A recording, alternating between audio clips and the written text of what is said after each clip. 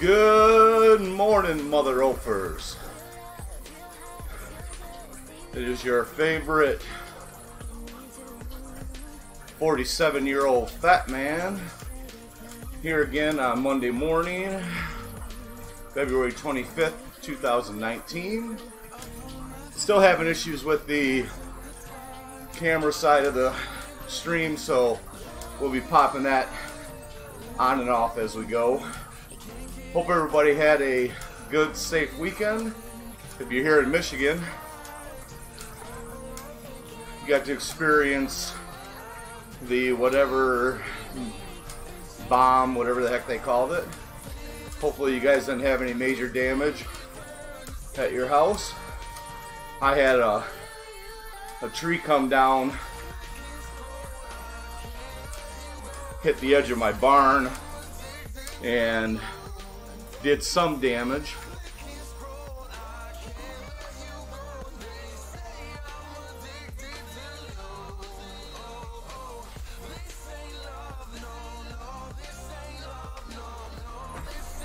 So anyways, so it did some damage to the barn.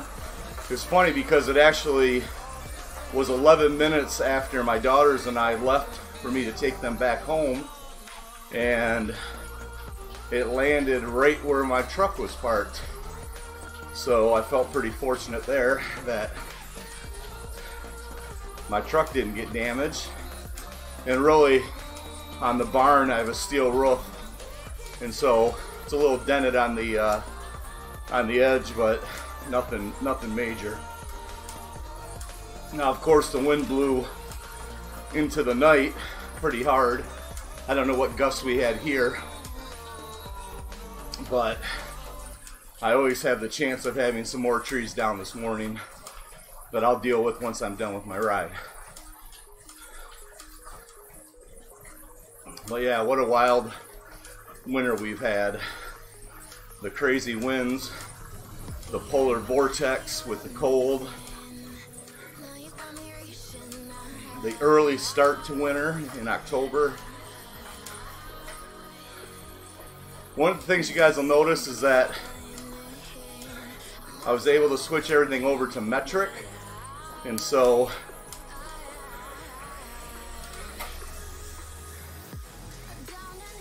we'll see how that ride goes. I did do a ride on Saturday that I didn't stream, and just bear with me here, guys. I got to get everything set up. So if you're new to this, in the beginning of all my rides, I kind of go over, you know, what this is all about, who I am, why you're seeing it, in case you're new. And then by 7:30 a.m. Eastern Time, I like to have a discussion about a topic, whatever that particular topic happens to be. This morning we're going to talk about failure, specifically my failures. And, you know, whether it helps you or not, or you've got something to chime in with it, you're welcome to make a comment. Now, some of my friends and family may wonder why I'm doing this. Of course, probably should turn the volume down on the phone. So some of my friends and family may wonder why I'm doing this. And very simply, January 4th of 2019, I was supposed to have an umbilical surgery, hernia surgery, and in so many words, the surgeon basically said I was too fat to have the surgery. Now, he didn't actually say that.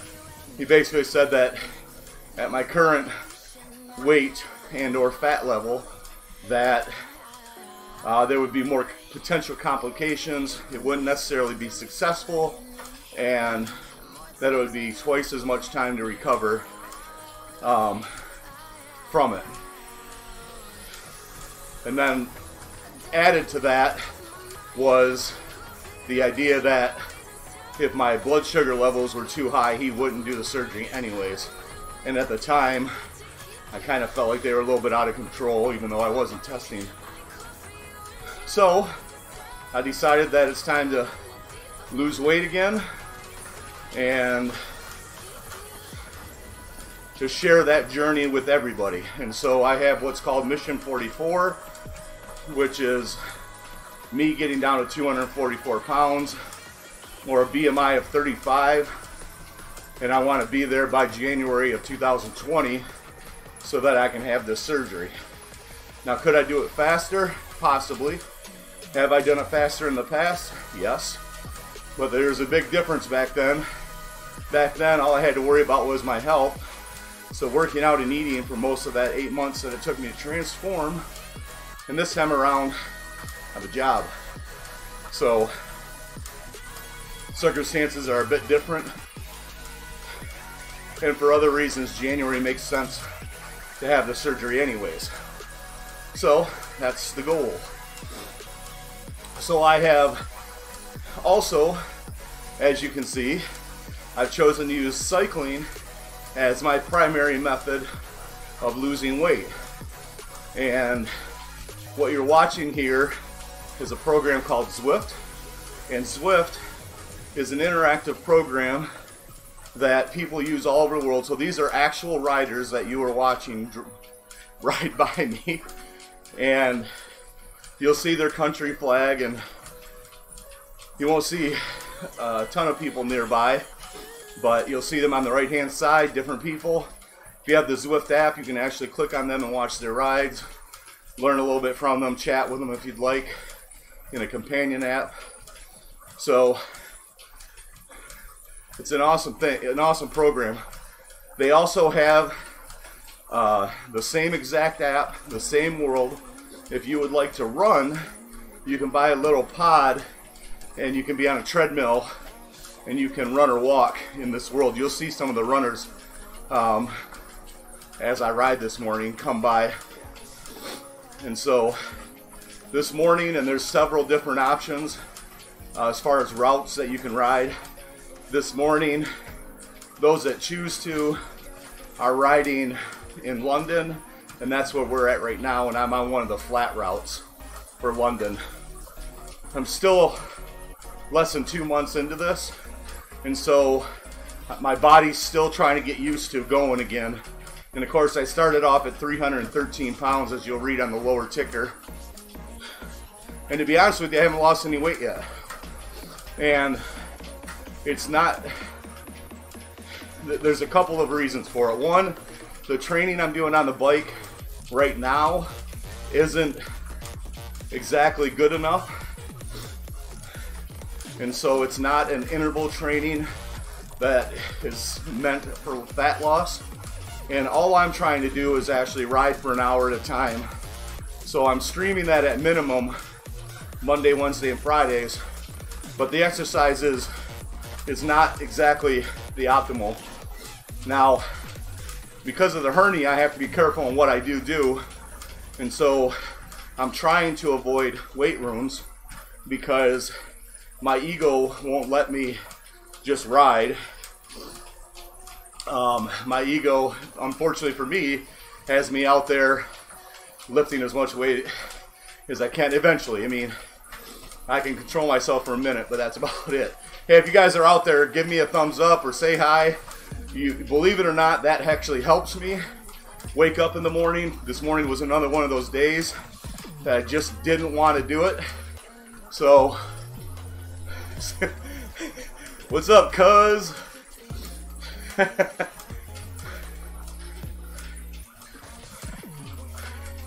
Ricky Bobby, brother.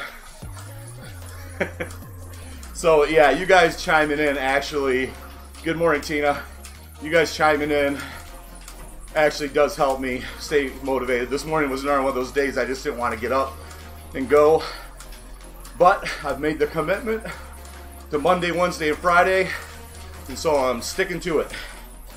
So there's some other things that, like I said, there's some other products and things that I've been trying that I'll chime in on. I can't remember the name of this super juice that I'm actually started yesterday.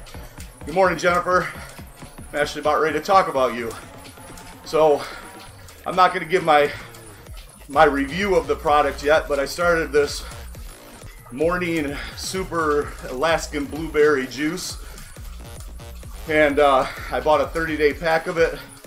So sometime in the next 30 days, I'll give you my opinion of the product and whether or not I feel like it's helped or not. And I've already drank mine this morning, so hopefully I'll have a kick-ass ride. But so anyway, so yeah, the goal is very simple. I mean, I started off at 313 pounds, and I need to get down to 244 pounds by January of 2020 in order to have this umbilical surgery and have a shorter recovery time, and hopefully get back into the weight room because it's what I enjoy. Now, I say that, the fact is that I would like cycling or some other activity to take the place of my weight room obsession, because I am always going to have this ego issue when it comes to being in the gym. I'm always going to be lifting more weight than I really should, and it's really pointless at this point in my life. You know, I'm 47 years old, and proving to these youngins that I can lift more of them is, as everybody would agree, a little silly. And if you were my father, you would say stupid. So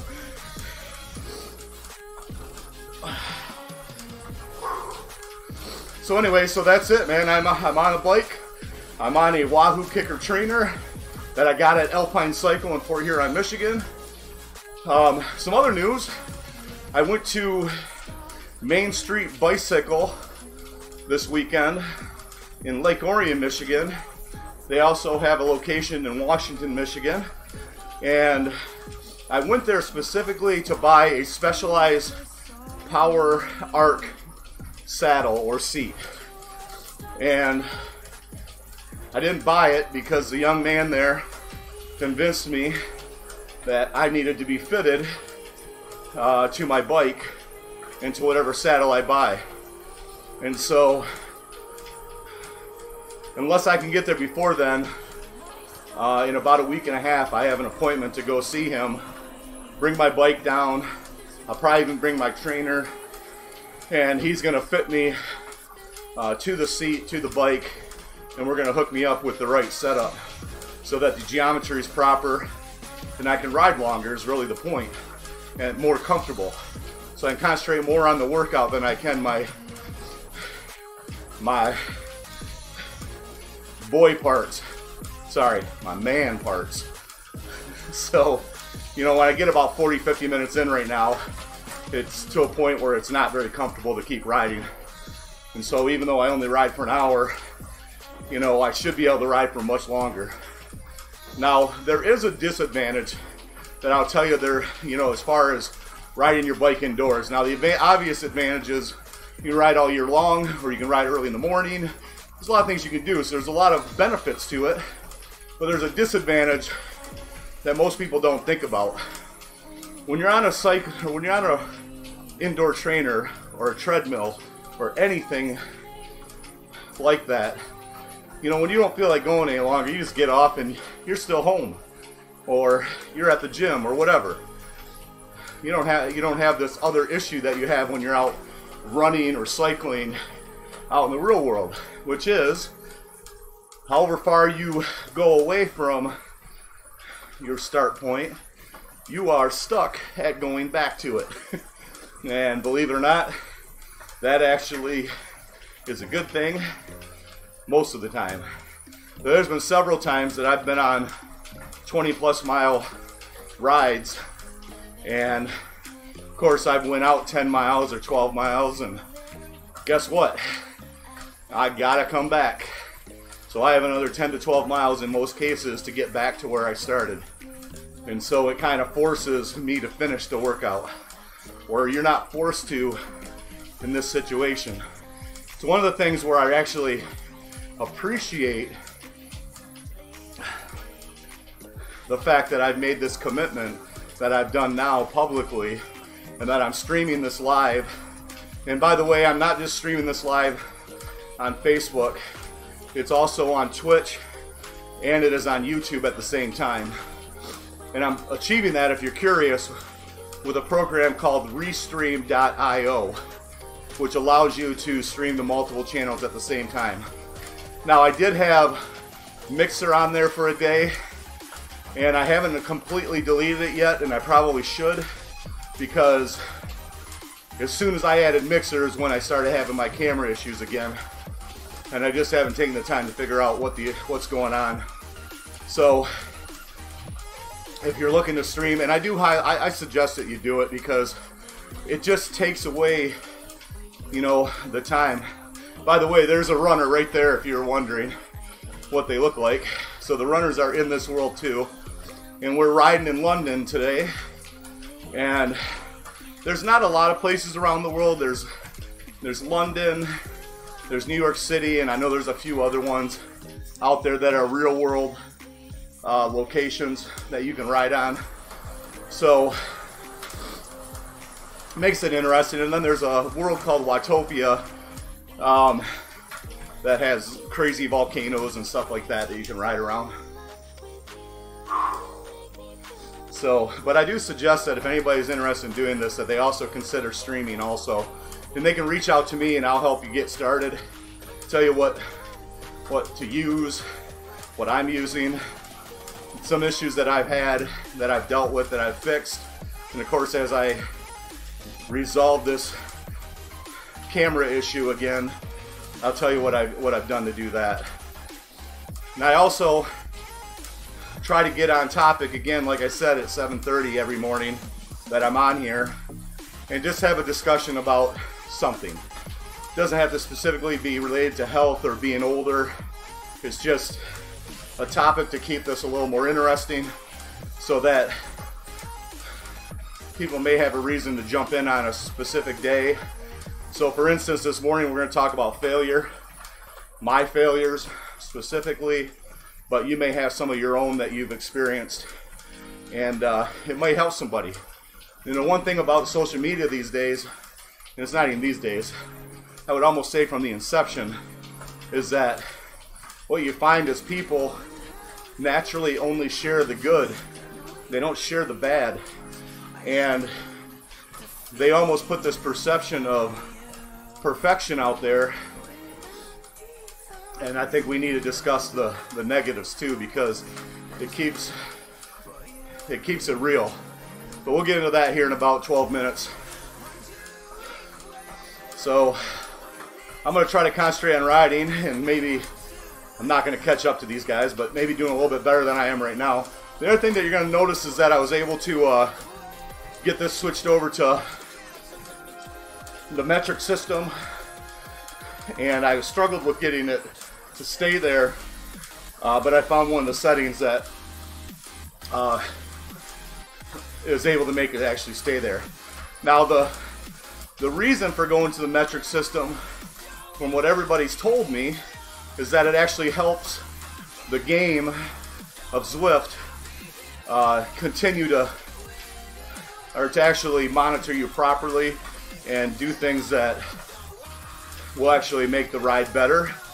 And so, if I'm even saying that right, but the bottom line is that it just makes things go better.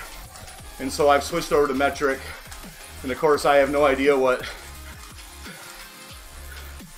8.3 kilometers is, or 16 meters is, or 10 whatever per hour is. I don't know any of that, but I'll figure it out eventually.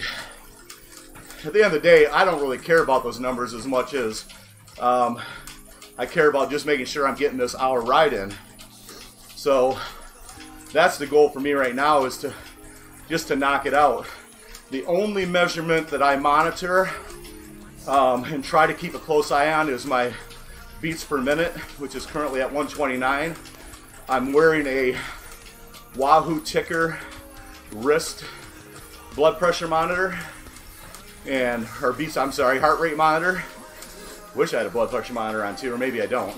But so I just try to make sure that I'm staying under that 160 world.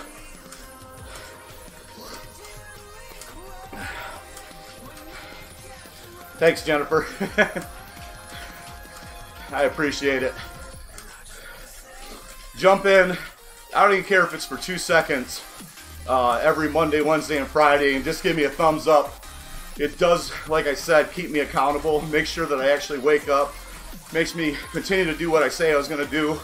And it's easy to hide behind, you know, the hide in the corner and be this online warrior that nobody ever has to see and not expose my weaknesses.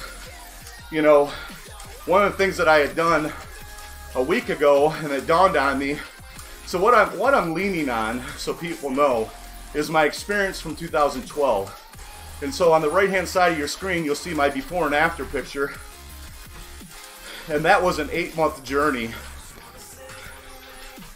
to get there. Now, the difference between now and then is that now I actually have a real world job that is on average 10 hours a day at a desk. And so it's a little bit more difficult to pull this off this time around, and that's why I'm giving myself an extra few months to actually meet the goal. If I do get down there, I will have actually lost more weight than I did originally. But I'm trying to remind myself that it's even possible, and some of you to remind you that it's possible. But back then, I'm just trying to remember some of the things that I had done that worked. One was that I went public. And so going public kind of puts you out there. Now again, you can hide behind everything. And one thing I'm doing different this time is that I don't have it on my personal Facebook page or on a lot of my professional profiles out there, because I kind of feel like that was a mistake professionally for me. Back in 2012, I started to become known as that guy, and that was not the intention. So this time around, I have it specifically on a Facebook page, a YouTube channel, and a Twitch channel that nobody, you gotta, you know, I may have invited you to it, but you're there because you chose to be there, not because it was just something thrown in your face as a friend or family member of mine. And so the other thing that dawned on me was that I weighed myself in once a week, and I couldn't hide from that. Now, I was a representative of that product back then.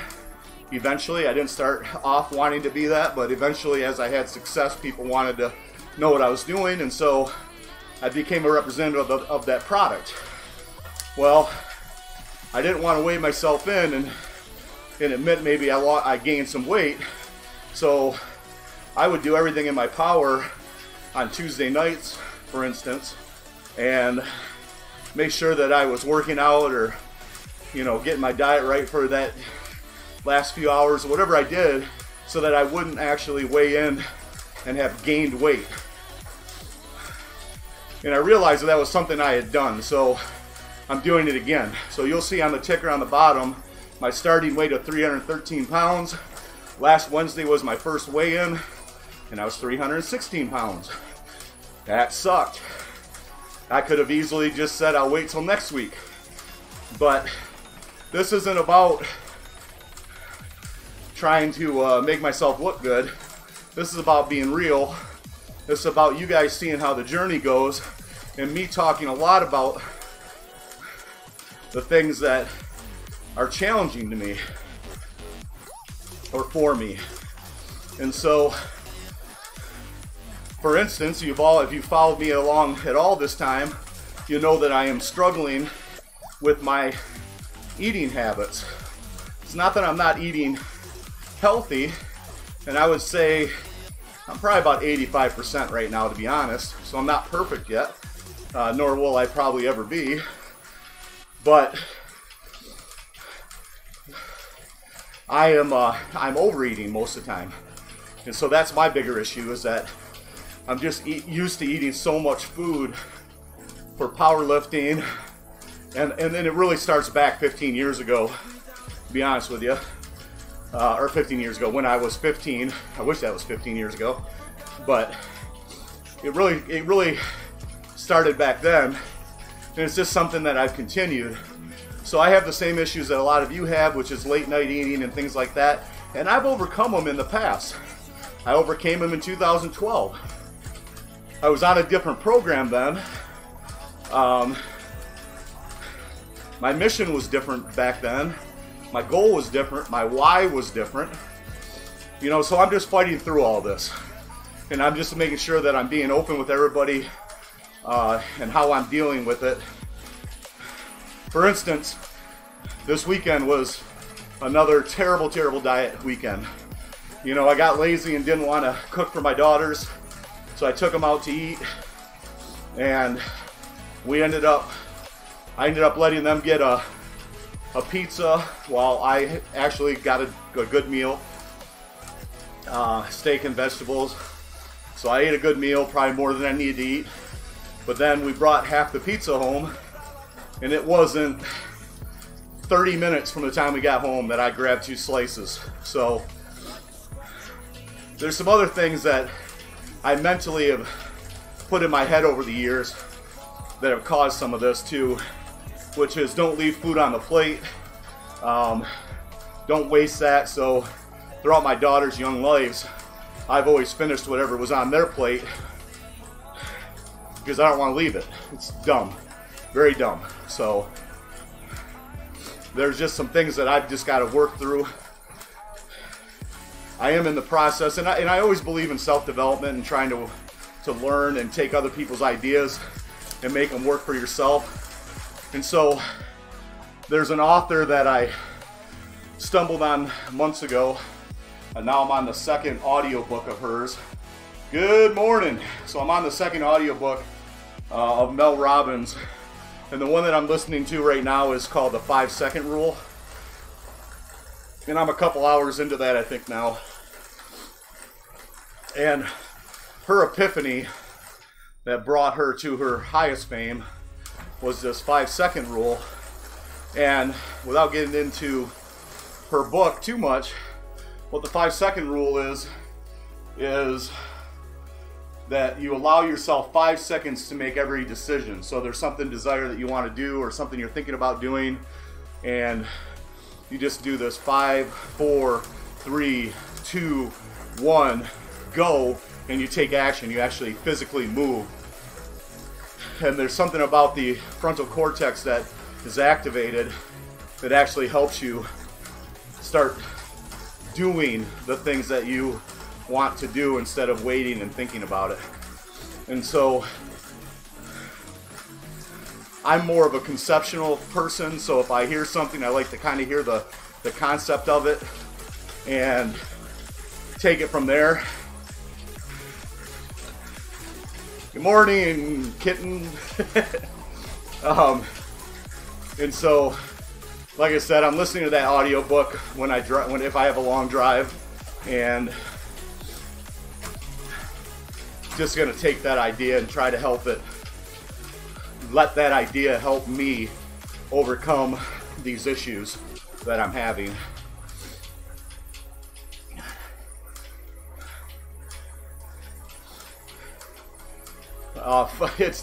It's actually her version of it is 5, 4, 3, 2, 1, take off, I think.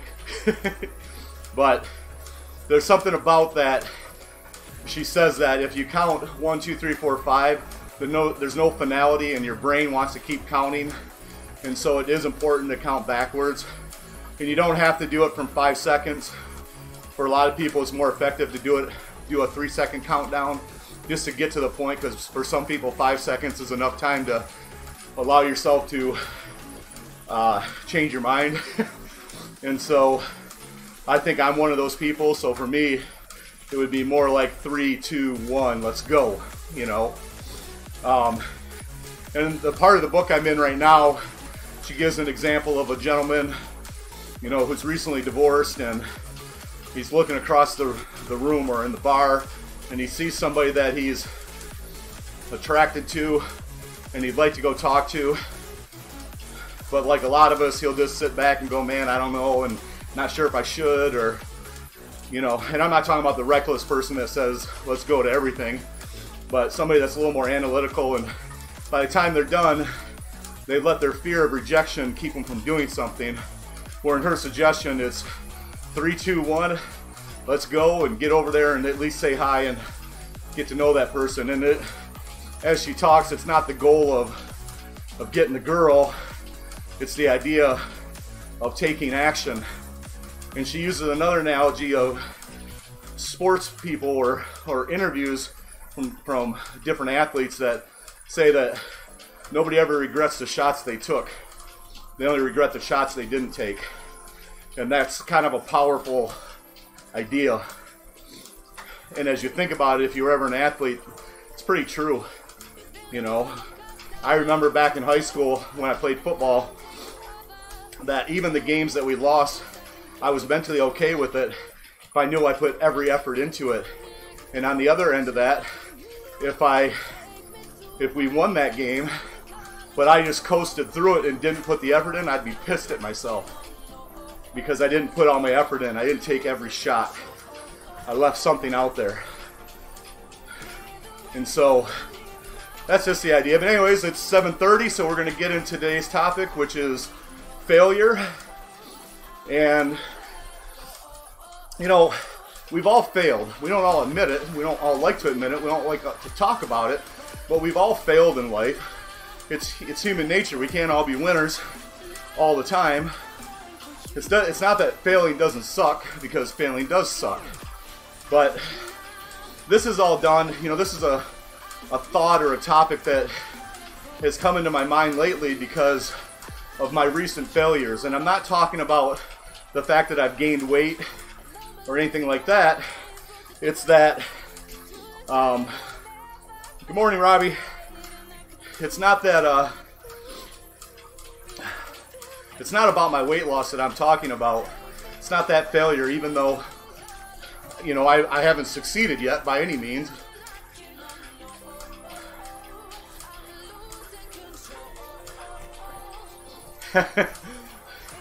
It's a good one, man. The magic in life is the work you're avoiding. I'll have to remember that. So this topic of failure isn't about my weight loss. What it is that I have failed again, and again is an important word, in business. I actually own an insurance agency, and I'll get into the history of why I started it, but I'm in the process of shutting it down or closing that business. And so that's a failure. It's an extreme failure financially, because it's cost me tens of thousands of dollars to open it and try to keep it running. So I'll give you a little of the background on that specific business before I talk about its failure. I work at a car dealership, and it's a friend of mine's dealership, and I jumped in there because I wanted to learn how to become a salesman.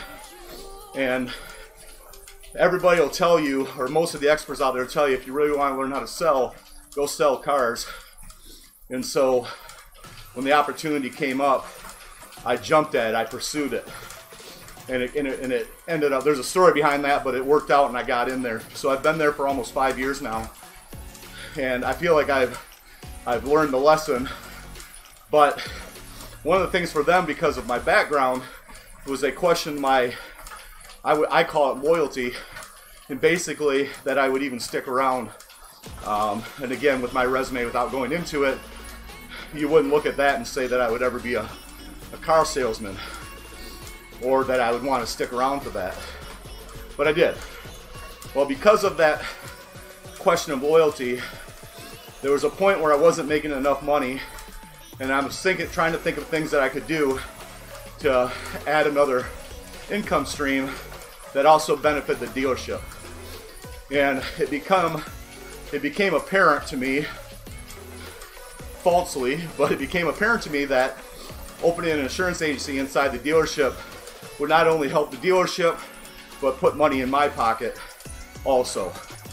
Well, I reached out to, first I went and got licensed, then I reached out to some insurance agencies and tried to get to where I could work for them but stay at the dealership. And of course, for reasons I understand now, the answer was always no. And so, because I'm not the kind of person that likes to hear no, I figured out how to actually open my own agency. And again, that agency was only intended to sell car insurance to our clients. It wasn't to do anything else. So it wasn't to market that business. It wasn't to run around and become the everything insurance agency. It was really just there to support the dealership and to show that I had that loyalty that I had mentioned when they first hired me. Now, they didn't tell them that, but that is, when I dig deep into why I failed, one of the realizations that I had. And so what I didn't see coming was that the car world changed over the last few years. So there aren't as many people buying used cars from us as there was in the past, at least for me. And the other part of that is that one part I didn't know, and the reason that a lot of the insurance companies didn't want to work with me was because the clientele in the car dealership world that's looking for insurance is not the clientele that the insurance companies want to help. So they're the people that don't have insurance. They're the people that have issues such as poor credit, and whether that should matter or not, it does. They're people that are going to they're going to get insurance, but they're going to drop it soon, so there's going to be a lot of cancellations.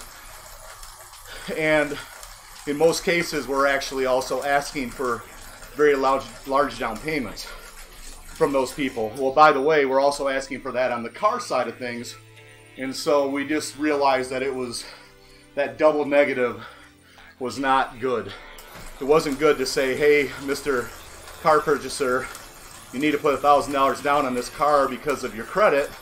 And hey, car insurance buyer, you need to put another $600 down just to get your insurance started because you haven't had insurance in a while, or you have issues, or. Anyway, so there's all the great, wonderful excuses of why it failed. But the reality is, and this is the epiphany that I had as it relates to failure, is that I wasn't passionate about selling insurance. And it is such a key part of success, is passion. It is what makes you successful, and it's what makes you fail, or at least be less than what you could be. And there's a lot of us out there that have that job that we don't put 100% of our effort into. And so even though we may be successful in that job, because we don't have that passion, we're nowhere near what we could be, which is a disservice to ourselves and a disservice to the company that we work for also. But it's a reality. Most people are that way. Most people, it's just a job. It's not a career. When I used to be a high-level manager and managing people and mentoring them, that was one of the keywords that I always used, or phrases, is that, do you have a job or do you have a career? And what's the difference? A job is something you just go do, you earn your paycheck, and then you go to hopefully do what you're passionate about afterwards. A career is something you're passionate about and you're continuously trying to get better at. To me, that's the biggest definition. But when I think about failure, and all of the failures I've had professionally over the years, it's been a matter of passion. Am I passionate about what I'm doing?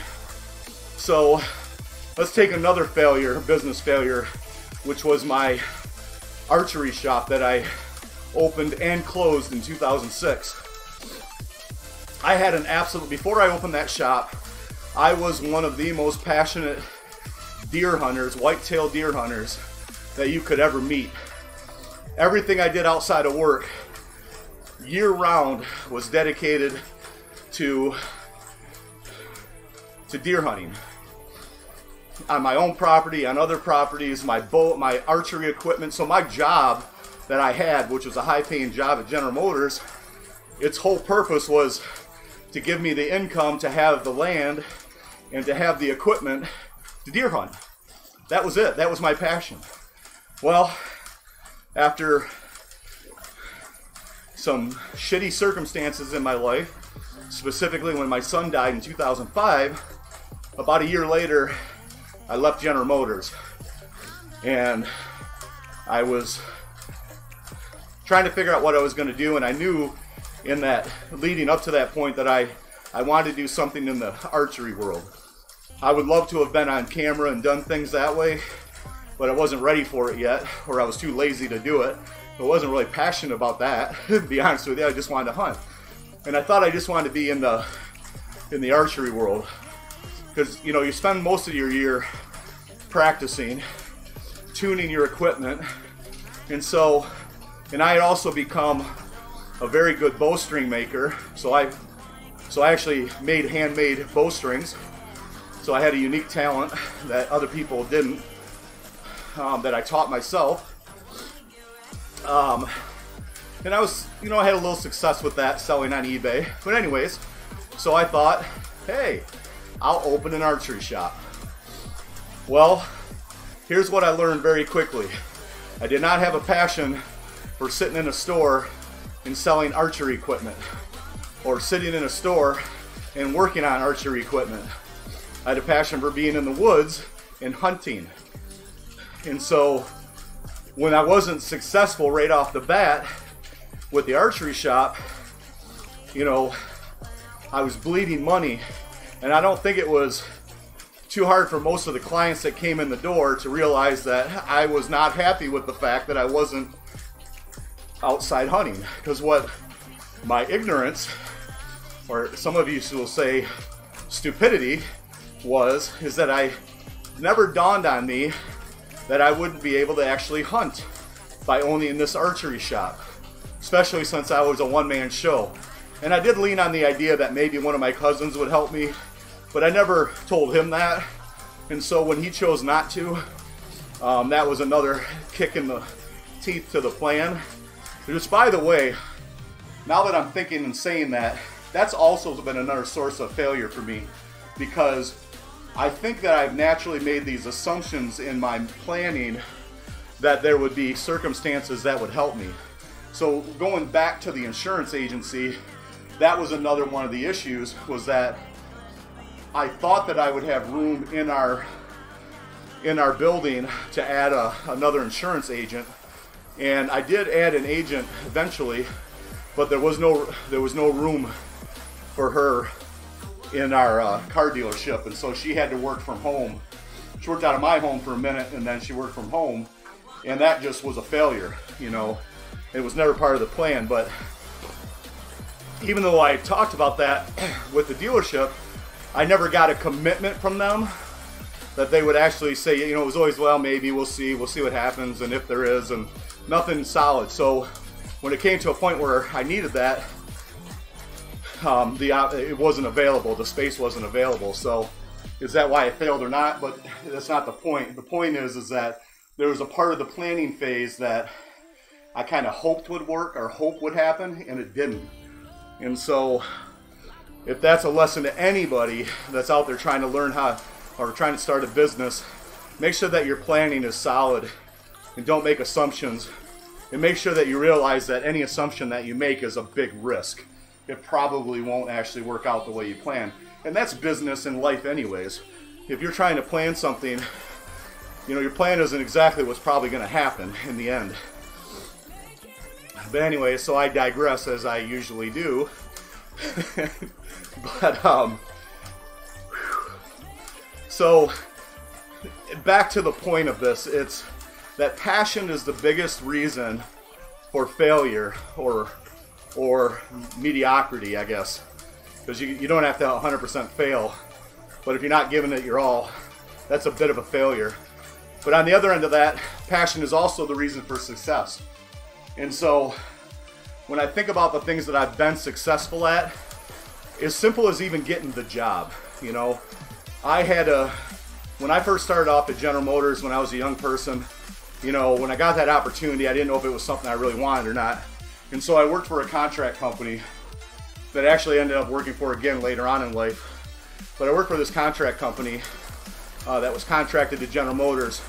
And of course I managed General Motors employees. And I very quickly realized that I loved doing it. I loved that job, that opportunity, and I could see the growth. But working for that subcontractor inside of General Motors was not as attractive as working for General Motors directly. And so I put all my efforts in, because that was my goal. I put all my efforts into getting hired by General Motors, which I did eventually. So within 3 years of me starting, less than 3 years of starting, or no, sorry, just over 3 years of starting, I was hired in directly and then climbed up the ladder very quickly. So my passion for getting that job, I put everything into it. I did everything that was asked of me. I studied. I became the expert in every process that there was to be an expert, including the UAW contract at the time. I mean, I had a passion to be successful for that job, and my goal was to be hired. And then once I got hired, my goal was to become, you know, top dog or plant manager, something along those lines. What I didn't know as my young life was the why, was figuring out why I wanted to be that, you know. We're not going to get into that yet because there's some other examples of when I was successful because of passion that made me realize that passion is the key. So back, let's say in 2012 when I lost all the weight, when I started that journey, I mean, I've been trying to, I mean, just like everybody, I tried to lose weight here and there over the years and it just didn't work and I give up. And I had found what happened in 2012 was that in January of 2012, I found out that I was pre-diabetic, had blood pressure issues, cholesterol issues, all the fun, wonderful things that that picture on the right-hand side will show you that come with having that fat of a stomach. So though I was successful, I was in meetings, and I was eating terrible. I mean, I used to have this cocktail of a can of Mountain Dew and a can of orange juice mixed together. I mean, people look at me like, what is wrong with you? I just ate terrible. Ate whatever I could when I could. Ate out of vending machines. Just the worst diet on earth. And of course, I wasn't active.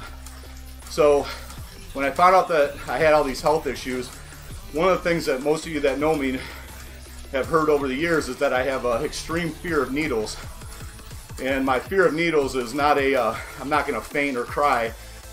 I'm actually going to knock your ass out if you come after me with one. I have the fight reflex when it comes to needles. But the other side of that is that I can't actually stick myself. Now, over time, I can get used to it. But even right now, if I was to try to do a prick on my finger to get a blood sample, I can't do it. I'll sit there for, I mean, I could sit there for an hour trying to pull it off, and it's just not going to happen. My mind won't let me do it. It's not that it hurts. It's just I can't do it for whatever reason, and we're not here to psychoanalyze my crazy ass. But, so I knew that I had to do something or else my little girls were not going to have a dad for very long. And so I knew I had to lose weight.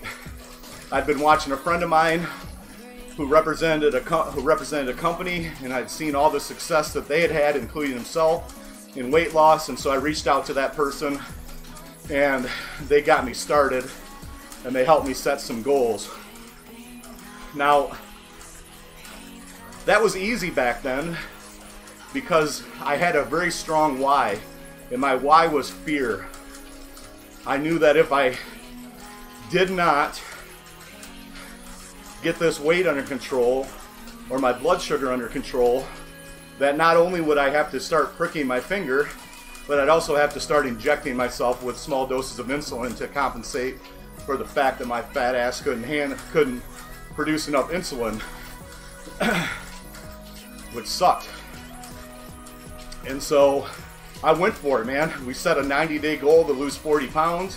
I lost 41 pounds. And of course, in the meantime, I lost the job, so that made losing weight even easier.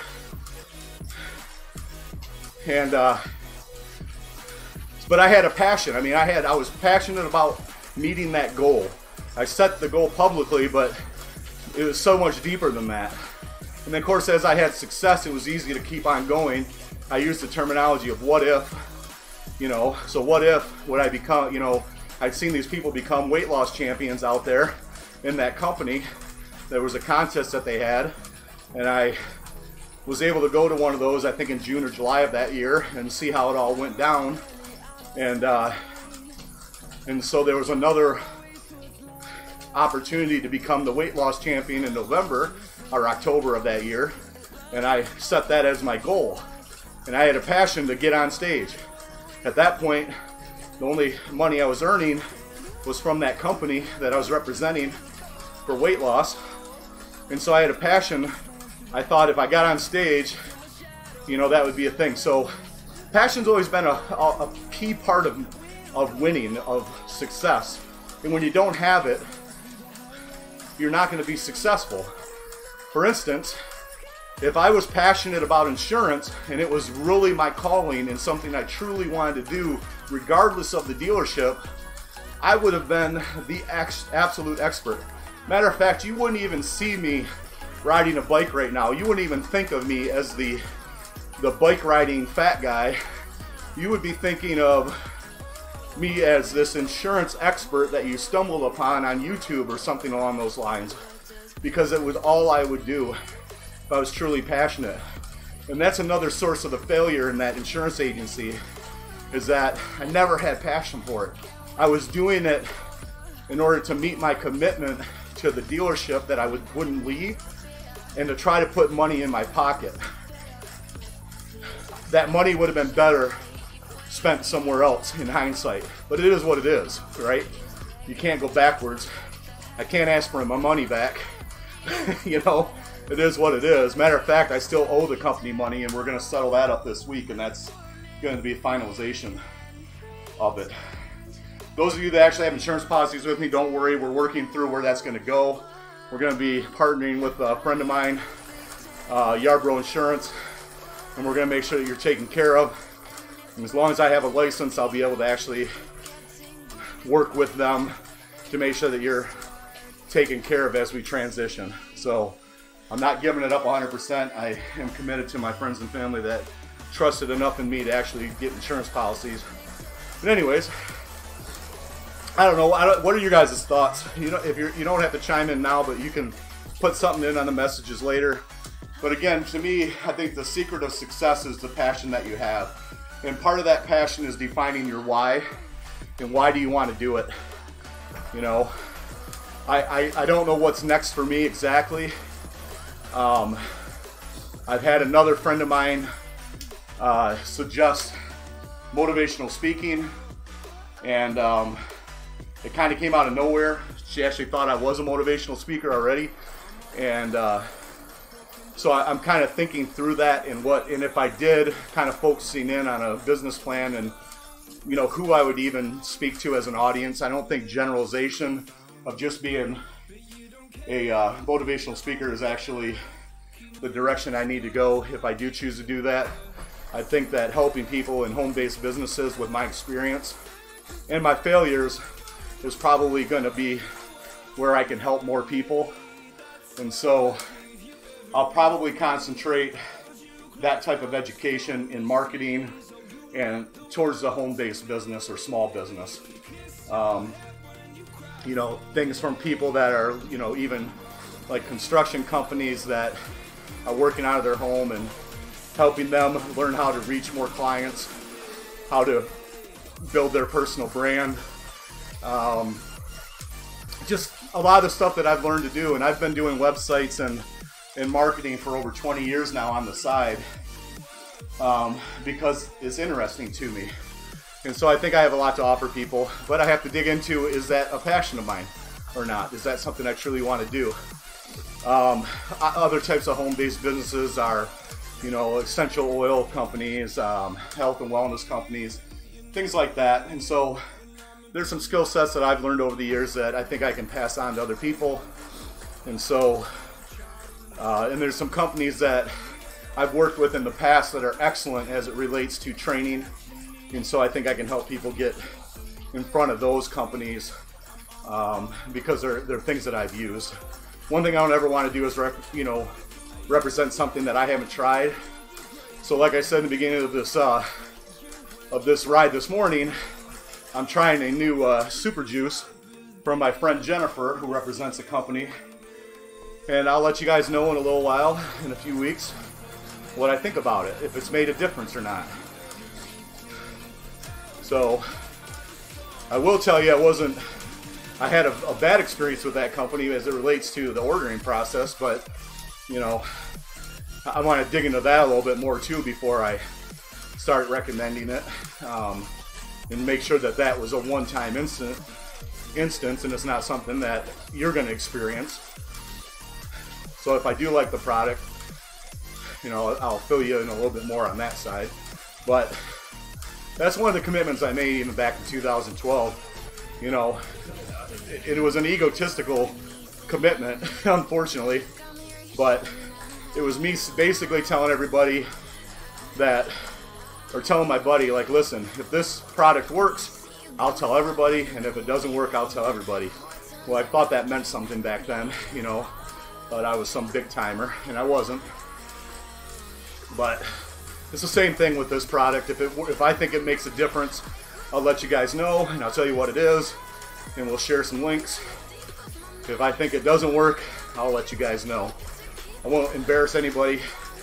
That's not my goal, but I'll at least mention that it didn't do much for me, and it may not have been of value to me.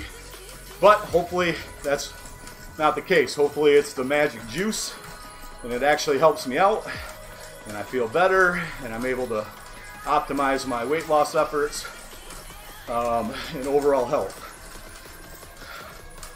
Well, honestly, this right here, and you guys hear me say this all the time, I always talk about that I highly recommend people actually get on this Zwift app and stream, because believe it or not, it's such a distraction having this conversation that you don't even realize that you've been riding for this entire time. And so I've actually ridden for over an hour already today, and it doesn't even hardly feel like it. So if you're interested in doing what I'm doing, just reach out to me and I'll tell you all the wonderful equipment that I own in order to pull this off. But I'll also tell you how to do it very cheaply. Not a word. But I'll also teach you guys how to do it the most inexpensive way if you're interested in setting this up. And remember, you do not have to bike, you can actually run. So if you're a runner, I'll help you get started with it on a treadmill. But I highly suggest that you at least consider streaming also, because these conversations make the ride go by extremely fast, for me at least. Maybe not as effective as they need to be. My goal right now is, again, to ride Monday, Wednesday, and Friday, but I'm also going to be riding other days, just not streaming that. And that's where I can learn more about the program and concentrate more on weight loss. I do have this goal to ride 5 days a week minimum. I'm not there yet.